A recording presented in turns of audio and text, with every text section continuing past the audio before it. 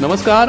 एकंदरीतमध्ये आपलं स्वागत. गोव्यात आज काय काय घडामोडी घडल्यात त्याबद्दल कमीत कमी वेळेमध्ये आम्ही तुम्हाला या बुलेटिनमध्ये माहिती देणार आहोत. पण सगळ्यात आधी क्विक अपडेटसाठी जाऊया आमच्या डिजिटल न्यूजरूममध्ये.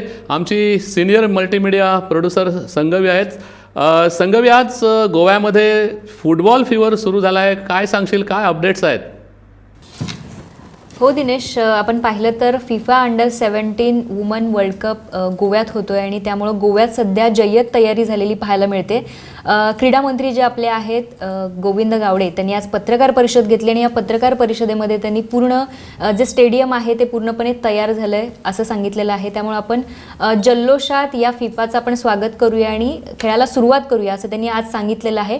दुसरा यामध्ये महत्त्वाचा मुद्दा म्हणजे सुरतमध्ये 36वी राष्ट्रीय क्रीडा स्पर्धा होतीये आणि याच्या समारोपावेळी 37व्या जी राष्ट्रीय क्रीडा स्पर्धा होणार आहे तर त्या संदर्भात गोव्याला ते यजमानपद देणार आहे किंवा निमंत्रणपद मिळणार आहे आणि त्यामुळं पुढच्या वर्षीची 37वी जी राष्ट्रीय क्रीडा स्पर्धा होणार आहे त्याचा मान गोव्याला मिळण्याची शक्यता आहे असं गावडे यांनी आज स्पष्ट केलं आहे.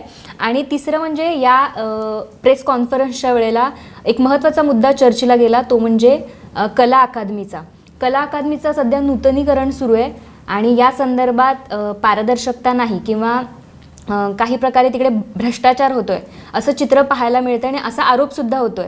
तर हा आरोपाला त्यांनी प्रत्युत्तर दिलंय. ते म्हणतायत की तुम्ही मला जो मी भ्रष्टाचार केलेला आहे किंवा एकूणच नूतनीकरणामध्ये जे काही घडतंय त्या संदर्भात तुम्हाला जर वाटत असेल की भ्रष्टाचार आहे तर तो तुम्ही सिद्ध करून दाखवा असं त्यांनी चॅलेंज विरोधकांना दिलेलं आहे. धन्यवाद संगवी हे अपडेट दिल्याबद्दल. संगवीकडून आपण थोडक्यात जाणून घेतलं की काय काय घडलंय गोव्यात.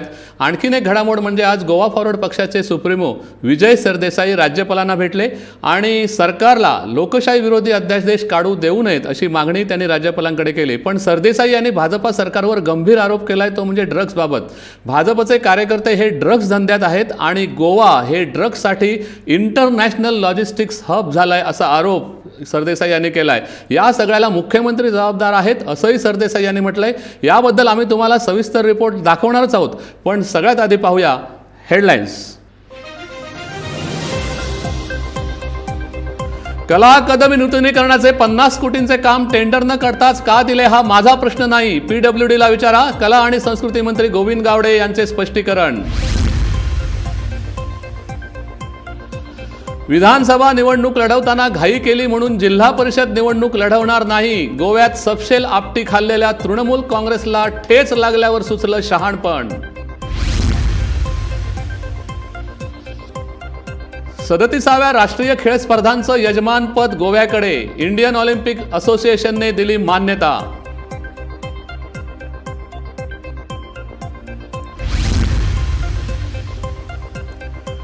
सतरा वर्षाखालील मुलींच्या फुटबॉल वर्ल्ड कपसाठी गोवा झालं सज्ज. इंग्लंडच्या तज्ज्ञांकडून गोव्यात पहिल्यांदाच तयार करण्यात आलेल्या हायब्रिड मैदानावर होणार 16 सामने. रेल्वेच्या कर्मचाऱ्यांना जमिनीचं सर्वेक्षण करण्यास वेळसाव ग्रामस्थांनी केला मज्जाव. दुहेरीकरणासाठी जमीन घेत असल्याचा ग्रामस्थांचा आरोप.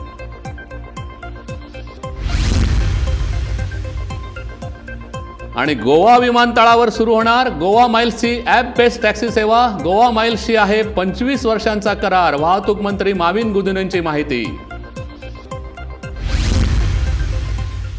आता गोवा हे ड्रग्स हब कसं बनत चाललंय त्याबद्दलचा हा रिपोर्ट बघूया. आंतरराष्ट्रीय पर्यटन केंद्र म्हणून विख्यात असलेल्या गोव्यात गेल्या अनेक वर्षांपासून ड्रग्सचा धंदा चालतो हे काही आता नवीन सांगण्याची गरज नाही.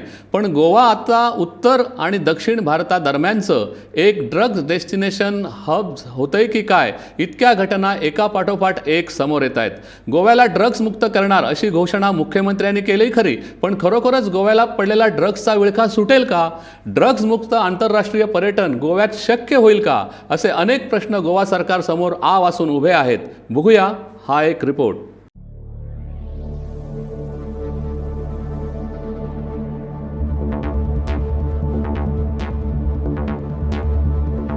हरियाणाची अभिनेत्री सोनाली फोगट हिला हणजूणच्या कर्लिस रेस्टॉरंटमध्ये ड्रग्ज देऊन तिची हत्या करण्यात आल्याची घटना उघड होताच गोव्यात सुरू असलेल्या ड्रग्ज धंद्यावरून सरकारवर देशभरातून टीका होऊ लागली.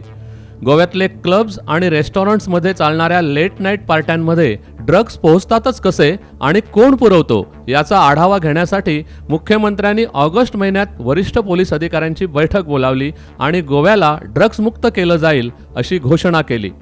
टुरिस्ट सीजन आसा किंवा त्या खातीर इव्हन आमी पयलींच मॅसेज दिवपाक सोदता. आम्ही ड्रग्स विरोधात कडक कारवाई सुरू केली आहे.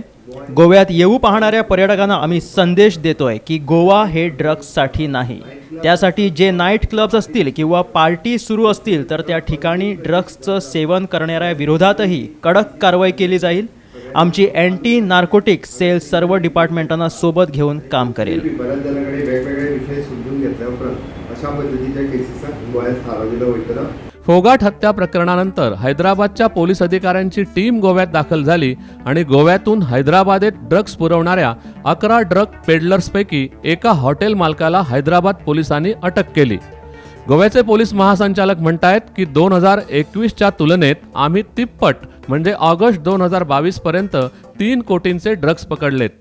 ड्रग्स के अगेंस्ट भी जो हमारा एक्शन रहा है वो भी पिछले साल के अब तक के पीरियड के मुताबिक ऑलमोस्ट 3 गुना है. मतलब अभी तक हम 3 करोड़ रुपए की ड्रग जो है वो सीज कर चुके हैं, जो कि इस समय तक पिछले साल में 1 करोड़ की ड्रग्स हुई थी. बहुत सारे व्यक्तियों की इसमें गिरफ्तारी हो चुकी है. पण ही कारवाई देखील खूपच छोटी आहे, कारण गोव्यातल्या ड्रग्ज धंद्याची पाळंमुळं थेट जेलपासून ते पोलीस कर्मचाऱ्यांपर्यंत पोहोचलीत. अलीकडेच 29 सप्टेंबरला ब्राझीलहून गोव्यात आणलं जाणारं 13 कोटींचं ब्लॅक कोकेन जप्त करून एक बोवेलियन महिलेसह गोव्यात वास्तव्यास असलेल्या नायजेरियन तरुणालाही अटक करण्यात आली. उत्तर गोव्यातले हळदणचे आमदार कार्लोस फेरेरा म्हणतायत की पोलिसांना सर्व काही माहीत आहे की हे राजकारण्यांच्याच पाठिंब्याने सुरू आहे. So I was very strict and tough on this. But even that time, मी अनेक वर्षे सरकारी वकील म्हणून काम केलंय आणि ड्रग्ज प्रकरणातल्या प्रत्येक आरोपीला शिक्षेपर्यंत नेलंय. were involved गोव्यात in ड्रग्जचा धंदा हा काही आजचा नाही. त्यावेळी देखील आम्हाला असे संकेत मिळाले होते की हाय लेवल राजकारणी यात गुंतलेले आहेत. there are certain पोलीस आणि राजकारण्यांचा एक नेक्सस या धंद्यामागे आहे. मुख्यमंत्र्यांनी आदेश देताच ज्या काही कारवाया पोलिसांनी केल्या त्या केवळ दिखावा आहे. who are involved in that. September महिन्यातच दक्षिण गोव्यात ड्रग्ज विरोधात 8 कारवाया झाल्यात, तर उत्तर गोव्यात 12. यात बाहेरच्या राज्यातून गोव्यात आलेल्यांसोबतच स्थानिक ड्रग पेडलर्सनाही अटक करण्यात आली आहे. अफू आणि गांजासह लाखो रुपयांचे अनेक सिंथेटिक ड्रग्ज जप्त करण्यात आलेत. त्यामुळे गोव्याला लागलेल्या ड्रग्जच्या किडीने अधिक गोवा पोखरलं असून ही कीड समूळ नष्ट करणं हे पोलिसांसमोर मोठं आव्हान आहे. Bureau report, Gomantak TV. एकंदरीत मध्ये आज इतकंच. पुन्हा भेटूया सोमवारी रात्री. धन्यवाद. शुभरात्री.